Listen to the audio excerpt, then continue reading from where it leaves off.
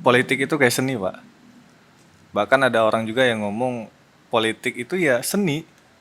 Nggak semua orang memang bisa mendalami seni, tekun dalam seni. Tapi jangan pernah bilang kalau nggak semua orang suka seni.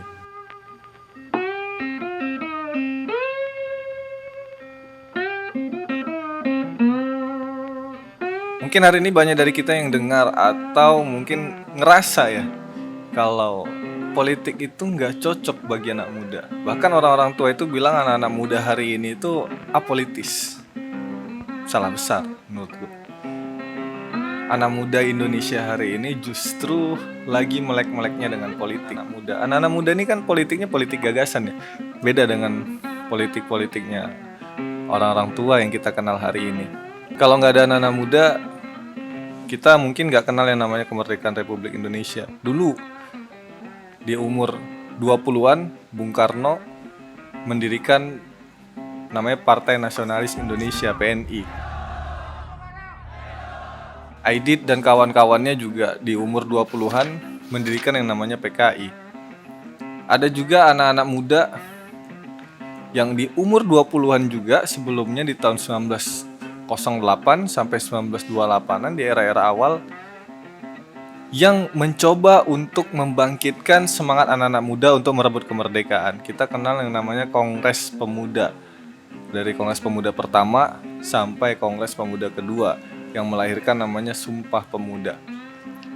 Makanya ketika hari ini ada orang yang beranggapan anak muda itu nggak cocok dengan politik, anak muda itu apolitis, justru itu menyalahi takdir sejarahnya sebenarnya. Takdir sejarah bangsa Indonesia mengatakan nggak kayak gitu. Politik di Indonesia itu penuh dengan peran anak-anak muda. Kita perlu mencontoh beberapa negara-negara lain, misal yang hari ini ya, mulai dari gerakan perlawanan kaum muda, mahasiswa, pelajar, dan gerakan-gerakan muda lainnya di beberapa negara. Semisal ada namanya Gabriel Boric. Chile has elected the left-wing candidate Gabriel Boric as their Minutes of polls closing, the fans started gathering. 2022 dia dilantik menjadi presiden termuda di Chile. Waktu dia dilantik itu umurnya masih sekitar 30-an tahun, mungkin 35 ya. Yang dia didampingi sama yang namanya Camila Valeo, yang juga menjadi ketua parlemennya di usia yang muda. Mereka backgroundnya itu ya aktivis gerakan mahasiswa sebelumnya. Di Hong Kong juga ada namanya gerakan payung, gerakan revolusi payung, yang dimotori oleh anak-anak pelajar nih, anak-anak STM, anak-anak SMA, mahasiswa. Kita kenal namanya Joshua Wong dan kawan-kawannya, yang mereka coba untuk mengkoreksi politik yang ada di negaranya. Di Indonesia juga gitu. Dari awal sejarah Indonesia itu coba untuk keluar dari penjajahan ya, penjajahan Hindia Belanda dan Jepang di tahun 1905, 1908, 1928, revolusi 1945 sampai gerakan 1998, semuanya dimotori oleh anak-anak muda. Gerakan-gerakan anak muda yang ada justru bisa mempelopori terbangunnya partai politik alternatifnya sendiri. Bisa. Tuh. Selain mungkin kita perlu merebut partai-partai yang hari ini dikuasai oleh kroni-kroni orang-orang tua, yang ya mungkin tidak demokratis dengan anak-anak muda, yang tidak mau mendengar kontribusi atau ide-ide gagasannya anak-anak muda. Dulu Bung Karno di usianya yang masih 20-an, 24 kalau aku nggak salah, iya 24, 25, seumuranku lah. Dia coba untuk mendirikan partai politiknya sendiri, PNI, kita tahu semuanya kan gitu. PNI yang mana Hindia Belanda waktu itu mencap Bung Karno itu sebagai tokoh radikal gara-gara dia membuat gerakan itu. Gerakannya itu dicap sebagai gerakan yang radikal. Tapi dia nggak gentar, dia ditangkap berkali-kali. Sampai kita hari ini mungkin banyak kawan-kawan yang baca Indonesia menggugat ya pledoinya Bung Karno ketika ditangkap oleh Hindia Belanda waktu itu. Kemudian di era itu juga ada gerakan anak-anak muda lainnya, ada Aidit, ada Tan Malaka, ada Muso dan lain-lain. Kemudian ada Semaun yang masih usia muda. Semaun tuh umur 19 tahun itu udah memimpin gerakan pemberontakan buruh waktu itu, buruh kereta api. Yang akhirnya mereka juga mendirikan partai politiknya sendiri namanya Partai Komunis Indonesia. Dan ini menjadi cikal bakal bagaimana berdirinya Republik Indonesia. Belum lagi bagaimana peran anak-anak muda di Asrama Menteng 31 ya, yang coba untuk menjemput kemerdekaan itu dengan menjemput Bung Karno dan Hatta. Mereka menjemput Bung Karno dan Hatta, kemudian mereka bawa ke Rengas Dengklok, mereka amankan di sana karena ada info waktu itu bahwasanya kalau Bung Karno dan Bung Hatta tidak diamankan, maka mereka ada potensi untuk diculik oleh penjajah. Maka mereka harus diamankan dulu ke Rengas Dengklok, kemudian mereka buat rapat di sana.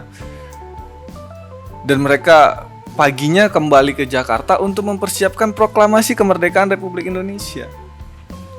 Pertanyaannya, di tengah atmosfer politik anak-anak muda hari ini yang cukup menguat, apakah ide-ide kepeloporan itu akan tetap tumbuh atau menunggu gerakan orang-orang tua yang coba menyetir politik anak muda hari ini?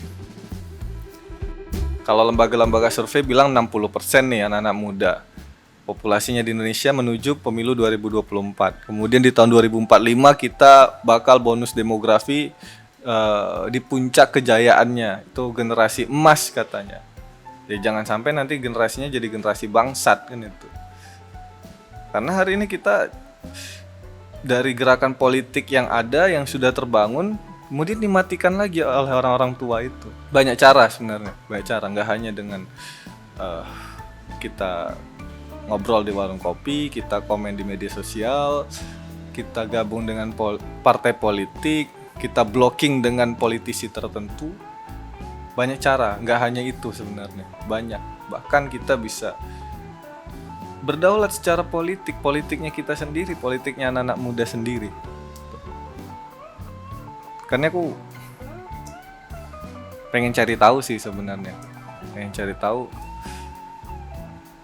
platform seperti apa yang bisa menggerakkan anak-anak muda ini dengan kesadaran politik yang sudah terbangun, tapi bisa menuju gerakan politik yang lebih progresif, benar, yang nggak ditunggangi, gerakan politik yang berdaulat, gerakan politik yang mampu membawa aspirasi kita anak-anak muda. Karena banyak hari ini partai politik, kemudian politisi, capres, itu yang cuma ngambil momentum doang kan, mendekati anak-anak muda dengan ya dia buat dia mendekati anak-anak muda dengan mengikuti cara-cara hidupnya anak muda. Ada yang aktif hari ini buat konten di media sosial, di YouTube. Kemudian ada yang hari ini coba mendekati anak muda dengan menggait influencer-influencer muda di partainya, di tim pemenangannya. Ada juga yang unik itu, biar kelihatan muda, style berpakaiannya seakan-akan jadi style berpakaian anak muda. Banyak. Padahal kan hari ini style pakaian anak muda itu retro, vintage. Dia coba untuk pakai sneakers, dia coba untuk bersepeda, dia coba untuk ya mengikuti yang katanya tren-tren anak muda. Tapi bukan itu sebenarnya yang dibutuhkan anak muda.